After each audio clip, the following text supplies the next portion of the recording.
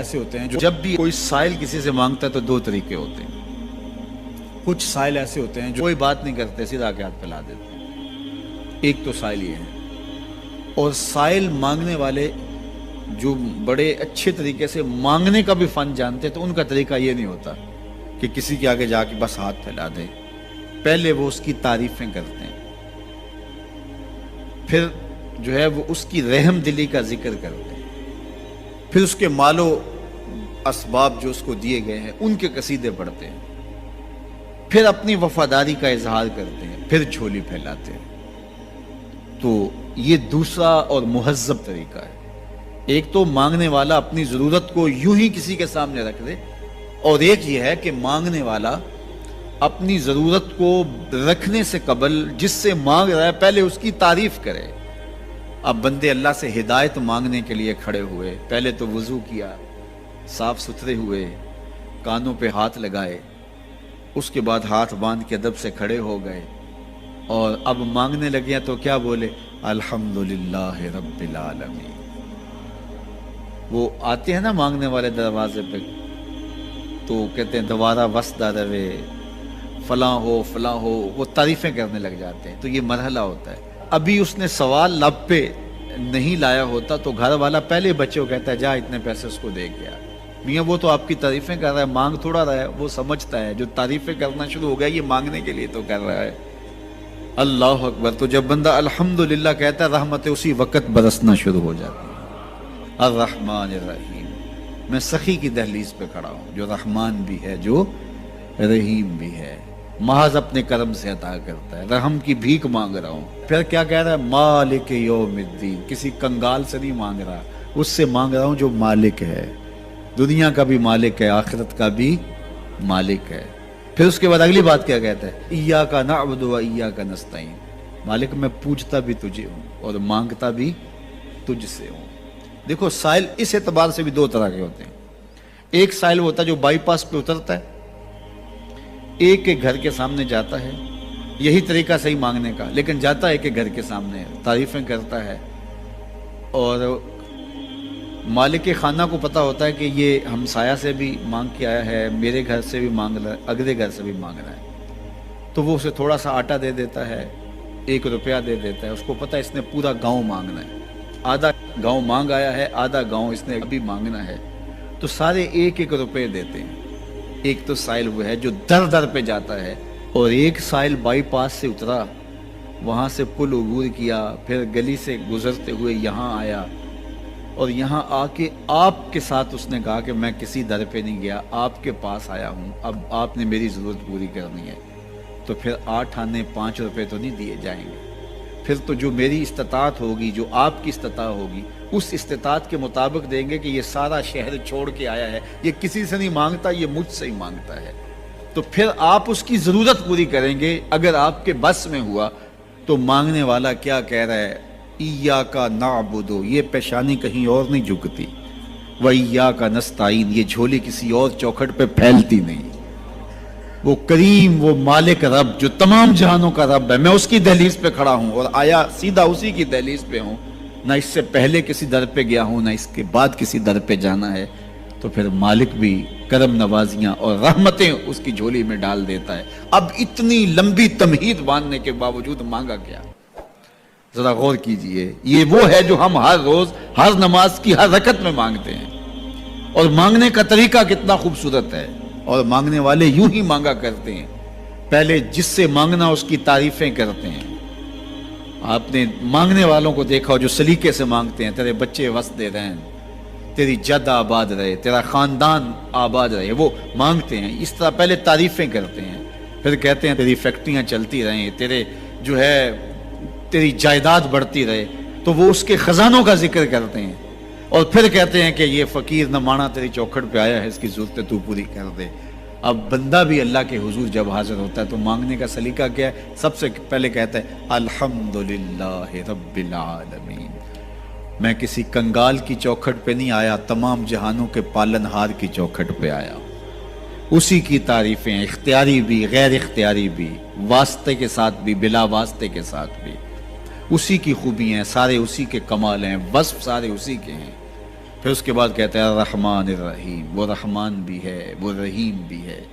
پھر اس کے بعد کہتا ہے مالک یوم الدین، وہ دنیا کا ہی مالک نہیں، آخرت کا بھی مالک ہے، یوم حساب کا بھی مالک ہے۔ پھر اس کے بعد اپنی وفاداری جتلاتے ہوئے کہتا ہے ایاک نعبد و ایاک نستعین، مالک سارا جہاں بس رہا ہے، میں نے کسی سے نہیں مانگا، میں نے جھولی تیری چوکھٹ پہ پھیلائی ہے، میری پیشانی تیرے حضور جھکتی ہے، یہ پیشانی کسی اور کے حضور کبھی نہیں جھکی نہ جھکے گی۔ یہ سب عرض کرنے کے بعد پھر مانگتا کیا؟ اہدنا الصراط المستقیم، مالک مجھے سیدھی راہ پہ چلا دے۔ مسجد نبوی کا صحن تھا اور ایک شخص کونے میں بیٹھ کے دعا مانگ رہا ہے، ذرا اس کے دعا کے لفظ سنیے۔ اللہم انی اسألک بانک انت اللہ، اے اللہ میں تجھ سے اس لیے مانگتا ہوں کہ تو میرا اللہ جو ہے۔ ذرا غور کیجیے، میرے والد گرامی فرماتے تھے اگر بیٹا باپ سے کہے کہ ابا جی میں آپ سے اس لیے مانگ رہا ہوں کہ آپ میرے ابو جو ہیں، تو باپ کو اپنا وجود بیچ کے بھی دینا پڑا تو اس کی ڈیمانڈ پوری کرے گا، جو اس نے لفظ ہی ایسا کہہ دیا کہ ابو میں آپ سے اس لیے مانگ رہا ہوں کہ آپ میرے ابو جو ہیں، تو میں نے آپ سے ہی مانگنا ہے۔ تو بندہ کیا کہہ رہا ہے؟ اللہم انی اسألک بانک انت اللہ، اللہ میں تجھ سے اس لیے مانگ رہا ہوں کہ تو میرا اللہ جو ہے، لا الہ الا انت، تیرے علاوہ کوئی ہے بھی تو نہیں، انت الاحد الصمد الذی لم یلد ولم یولد، تو ایک ہی ہے، واحد ہے، اور کوئی ہے ہی نہیں جس در پہ جاؤں، کوئی چوکھٹ نہیں ہے جہاں دامن پساروں، کوئی دہلیز ہی نہیں ہے جہاں جھولی پھیلاؤں، تو بے نیاز ہے، اور تجھے نہ کسی نے جنم دیا اور نہ تو نے کسی کو جنم دیا۔ مالک میں تیرے حضور دعا کر رہا ہوں۔ یہ وہ دعا کر رہا تھا کہ میرے حضور نے سن لی۔ تو ایک صحابی کو فرمایا کہ یہ جو دعا کر رہا ہے اب جو مانگے گا اللہ عطا کرے گا، اس نے مانگا ہی اس ڈھب سے ہے، اس ڈھب سے ہے۔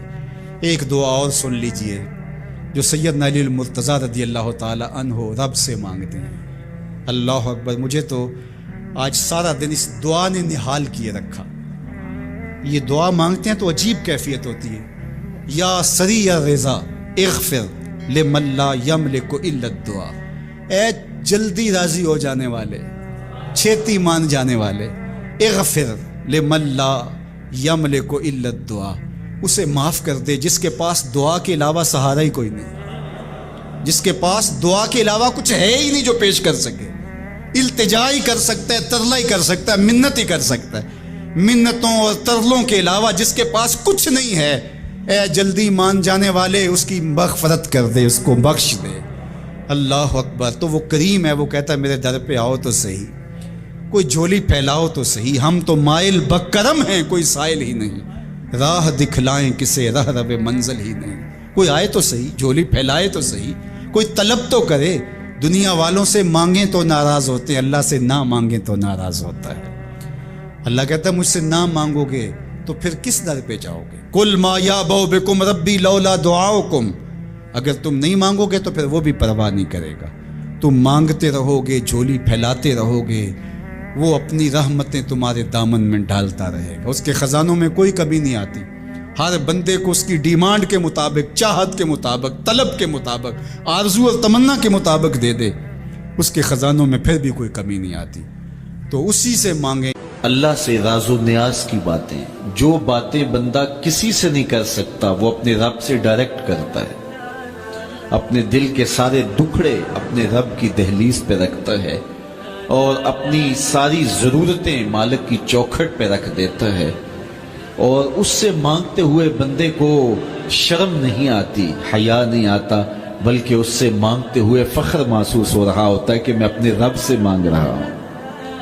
کسی اور سے مانگیں تو جھجک لگتی ہے، لیکن مالک سے مانگیں تو اپنائیت کا احساس ہوتا ہے کہ میں اس سے مانگ رہا ہوں، اس لیے کہ وہ ہمارا رب لگتا ہے، ہمارا اس سے ربط کتنا گہرا ہے۔ دعا خود عبادت ہے، جب تمہاری ضرورتوں کا کفیل وہ ہے تو پھر اس سے نہیں مانگیں گے تو کس سے مانگیں گے، اور جب اس سے بندہ مانگتا ہے تو پھر وہ مانگنے والے کی لاج بھی رکھتا ہے۔ ان ربکم حیی کریم یستحیی من عبدہ اذا رفع یدیہ ان یردہما صفرا، تمہارا رب حیا کرنے والا کریم ہے، جب بندے اس کے سامنے ہاتھ پھیلا کے دعا مانگتے ہیں اللہ فرماتا ہے مجھے شرم آتی ہے ان کے اٹھے ہوئے ہاتھ خالی کیسے موڑوں، جب انہوں نے مجھ سے مانگا ہے تو میں نے بھی نہ دیا تو کون دے گا۔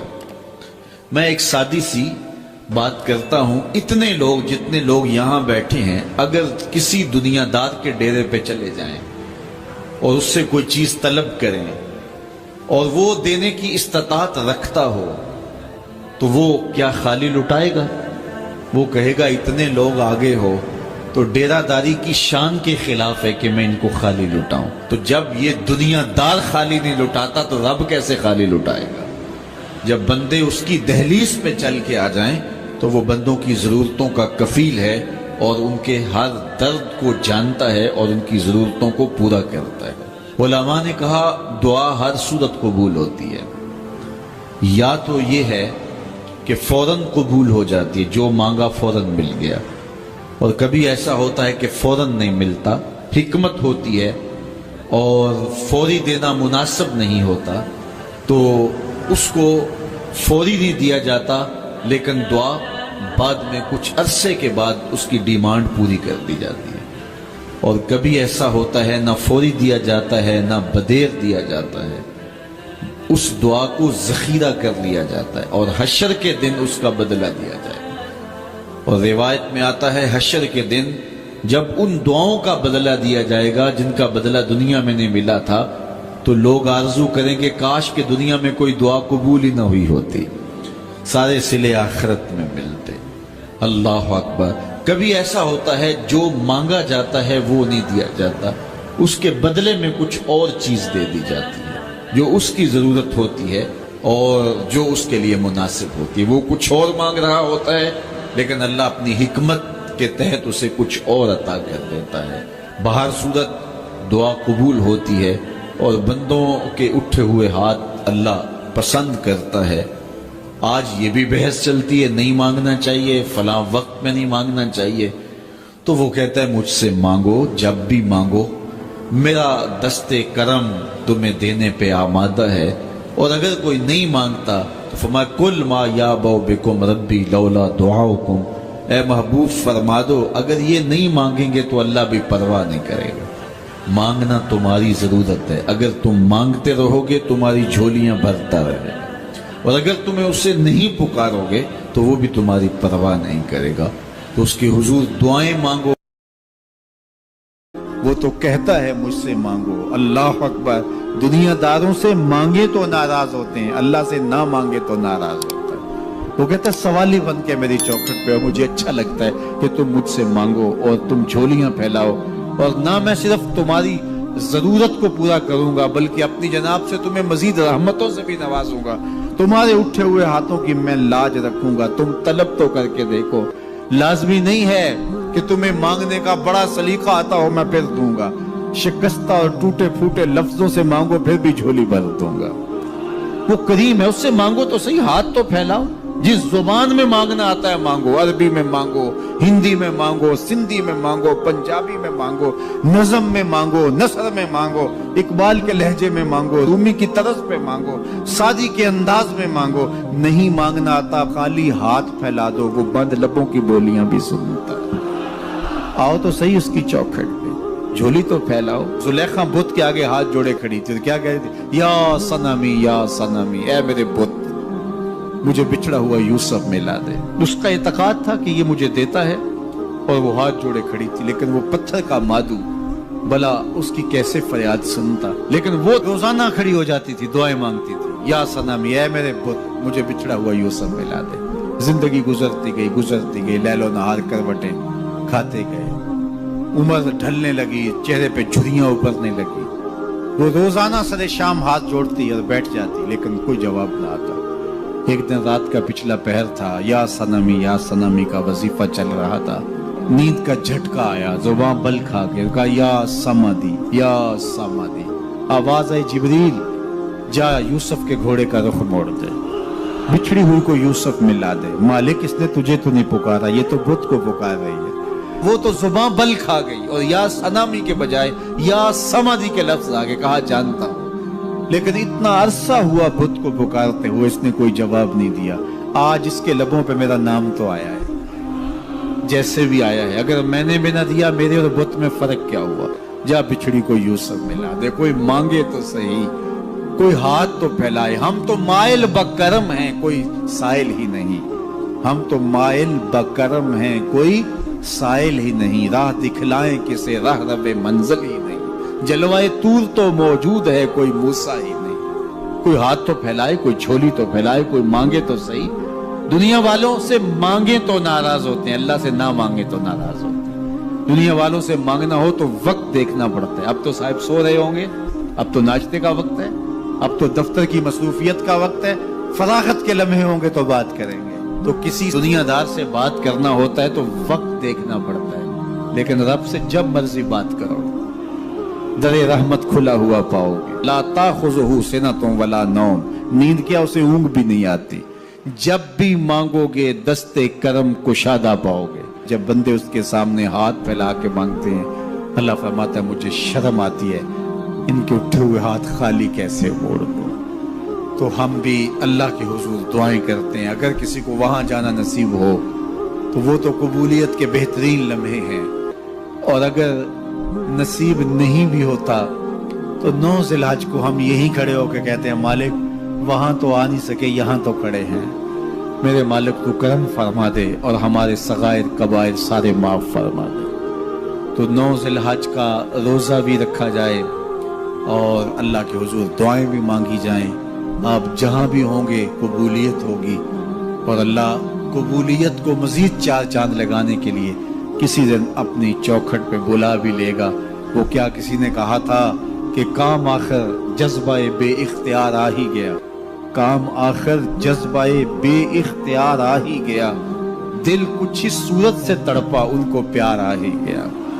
تو ایک دن اللہ ہمیں اس سعادت کے لیے اپنی چوکھٹ پہ بھی بلائے گا. اللہ آپ سب کو بار بار حج بیت اللہ نہیں مانتے. تو اگر کوئی شخص نہیں مانتا تو اللہ کو اس کی پرواہ بھی نہیں, یہ ضرورت ہماری ہے. فرمایا کل ما یعبأ بکم ربی لولا دعاؤکم, اے محبوب فرما دو تم نہیں پکارو گے تو اسے بھی پرواہ نہیں ہے. ضرورت تمہاری ہے, مانگنا تم نے ہے. تو جب تم نہیں مانگو گے, متکبر ہوتے ہو, اس سے مانگنے سے بھی تمہیں حیا آتی ہے, تو پھر وہ بھی پرواہ نہیں کرے گا. لیکن اگر تم مانگتے رہو گے تو وہ تمہاری جھولیاں بھرتا رہے گا, اور اس سے جب بھی مانگو اس کا در رحمت کھلا ہوا پاؤ گے. جس بھی لہجے میں مانگو وہ دینے پہ آمادہ ہوگا. دنیا والوں سے مانگنا ہوتا ہے تو دیکھنا پڑتا ہے کہ کس وقت مانگیں, موڈ کس وقت درست ہوگا. لیکن اللہ سے جب بھی مانگیں, صبح کو مانگیں, شام کو مانگیں, دوپہر کو مانگیں, پچھلے پہر دامن پھیلا کے بیٹھ جائیں. پھر دنیا داروں سے مانگنا ہو تو ان کی زبان میں مانگنا پڑتا ہے. اللہ سے اردو میں مانگیں, عربی میں مانگیں, ہندی میں مانگیں, سندھی میں مانگیں, نظم میں مانگیں, نثر میں مانگیں, اقبال کے لہجے میں مانگیں, سعدی کے انداز میں مانگیں, رومی کی طرز پہ مانگیں. نہیں مانگنا آتا خالی ہاتھ پھیلا دیں, وہ بند لبوں کی بولیاں بھی سنتا ہے. مانگے تو صحیح, دستے طلب تو دراز کریں, وہ کریم ہے. جب اس کے سامنے بندے ہاتھ پھیلا کے دعا مانگتے ہیں وہ خالی نہیں موڑتا. ان ربکم حیی کریم یستحیی من عبدہ اذا رفع یدیہ الیہ ان یردہما صفرا. تمہارا رب حیا کرنے والا, زندہ, سخی اور کریم ہے. کہا بندے جب اس کے سامنے ہاتھ پھیلا کے دعا مانگتے ہیں تو مجھے شرم آتی ہے, میں خالی ہاتھ کیسے موڑ دوں. جب انہوں نے مانگا ہی مجھ سے ہے تو میں نے بھی نہ دیا تو پھر کس در پہ جائیں گے. میں آپ سے کہتا ہوں جتنے لوگ آپ بیٹھے ہوئے ہیں, اتنے لوگ اٹھ کے کسی دنیا دار کے ڈیرے پہ چلے جائیں اور اس سے ایسی چیز مانگے جس کو دینا اس کے بس میں ہو, تو مجھے بتائیے وہ آپ کو خالی موڑ دے گا؟ وہ کہے گا ڈیرہ داری کی شان کے خلاف ہے کہ اتنے لوگ میرے دروازے پہ آ گئے ہیں اور میں ان کو خالی موڑ دوں. جب کسی دنیا دار کے در پہ اتنے لوگ جمع ہو کے چلے جائیں تو وہ بھی حیا کرتا ہے کہ اتنے لوگوں کو کیسے خالی موڑوں, میں ایک ڈیرہ دار شخص ہوں, کیا کہیں گے. اسے حیا آتی ہے اتنے لوگوں کو خالی موڑتے ہوئے. تو رب کی دہلیز پہ ہاتھ پھیلا کے جب مانگیں گے تو رب خالی موڑ دے گا. کہا وہ اسے حیا یستحیی من عبدہ اذا رفع یدیہ الیہ ان یردہما صفرا. جب تم ہاتھ پھیلا کے اس سے مانگتے ہو, اللہ فرماتا ہے مجھے شرم آتی ہے, مجھے حیا آتی ہے کہ تمہارے اٹھے ہوئے ہاتھوں کو خالی موڑ دوں. اس لیے کہ اگر میں بھی نہ دیا تو کس در پہ جاؤ گے, کس چوکھٹ پہ جاؤ گے. تو اس سے تو مانگو. اپنے لیے بھی مانگو، اپنوں کے لیے بھی مانگو، بیگانوں کے لیے بھی مانگو، شام سپیرے دوپہر مانگو، مانگ لیا ہے پھر مانگو۔ دنیا داروں سے ایک دفعہ مانگ لیا جائے تو پھر دوسری مرتبہ مانگتے ہوئے ہم وقفہ ڈالتے ہیں، یار یہ ادھار بھی مانگا ہو تو کہتے ہیں یار اب کچھ سال کے بعد کہیں گے، وہ کہیں گے روز ہی یہ مانگ لیتا ہے، اس کی ضرورتیں پوری نہیں ہوتی۔ لیکن اللہ سے مانگا، ابھی کھڑے تھے اہدنا الصراط المستقیم، اللہ سیدھی راہوں پہ گامزن رکھنا، یہ مانگ رہے تھے ہاتھ باندھ کے۔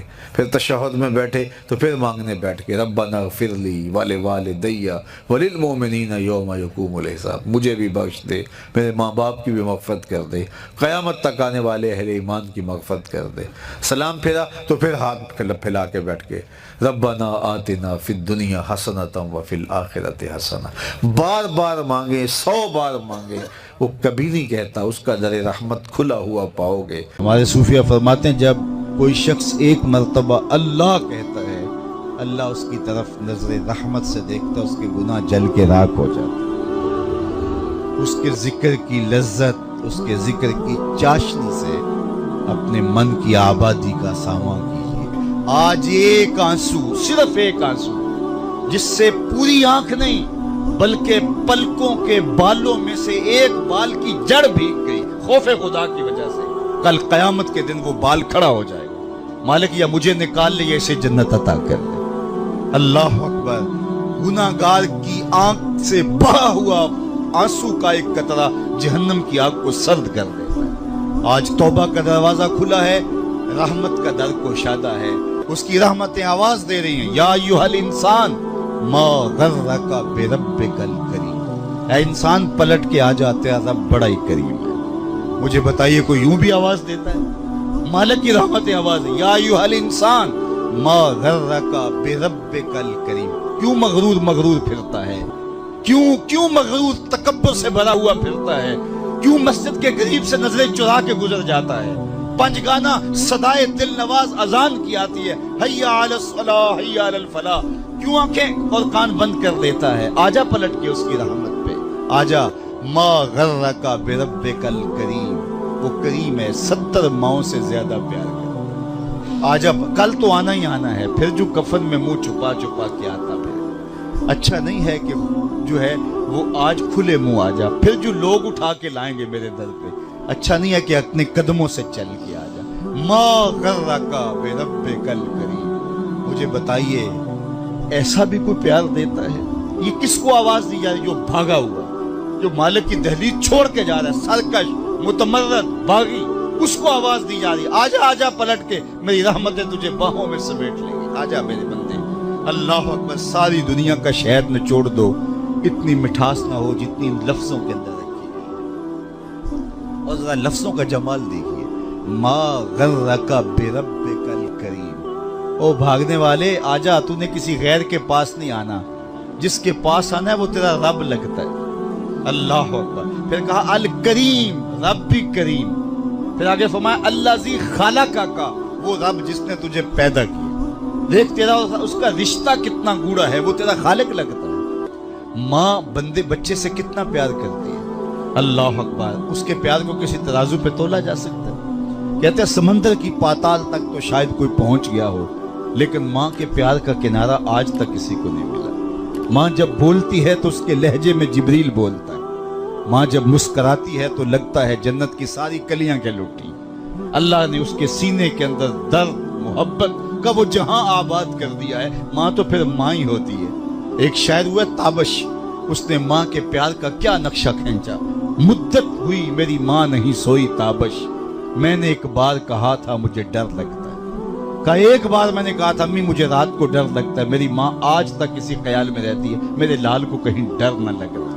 اولاد کے لیے ماں کے سینے کی تڑپتی ممتا، محبتوں کا آباد جہان، ماں پھر ماں ہی ہوتی ہے، ماں کی پھر ممتا ہی عجیب کائنات ہے، اور وہ بیٹے کے لیے دکھ جھیل لیتی ہے، اولاد کی تربیت کے لیے، تعلیم کے لیے، پیٹ پالنے کے لیے اپنا پیٹ کاٹ لیتی ہے۔ کسی کے گھر کے برتن مانجنے پڑیں تو ماں اس سے بھی گریز نہیں کرتی، کسی کے گھر کے گندے کپڑے دھونے پڑے تو اولاد کے لیے ماں یہ بھی گوارا کر لیتی ہے، لوگوں کے گھروں کی غلامیاں قبول کر لیتی ہے، شہر میں آ کر